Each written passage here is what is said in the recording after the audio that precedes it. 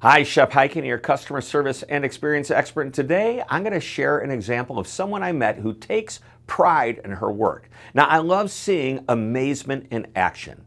I was at the airport last week with a friend who accidentally spilled part of his soda. Within moments, an airport employee came over with a bucket and mop to clean up the spill.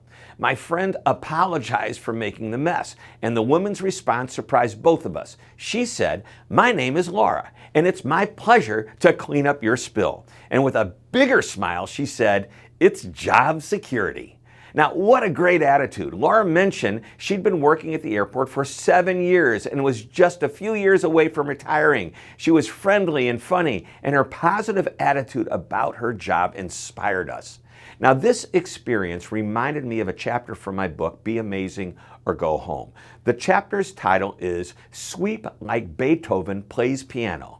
In that chapter, I quoted Dr. Martin Luther King Jr., who said, "If a man is called to be a street sweeper, he should sweep the streets even as Michelangelo painted, or Beethoven composed music, or Shakespeare wrote poetry. He should sweep streets so well that all the hosts of heaven and earth will pause to say, 'Here lived a great street sweeper who did his job well.'" Now, as I think about Laura and her amazing attitude, I consider some of the other employees I've seen doing similar jobs in other airports, hotels, and other types of businesses.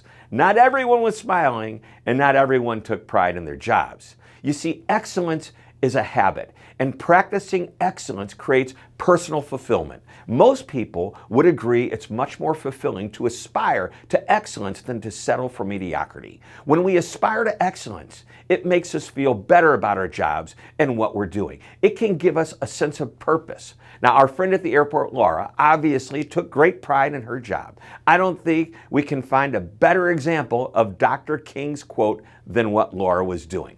Let's put it another way. If you're going to do something, do it right.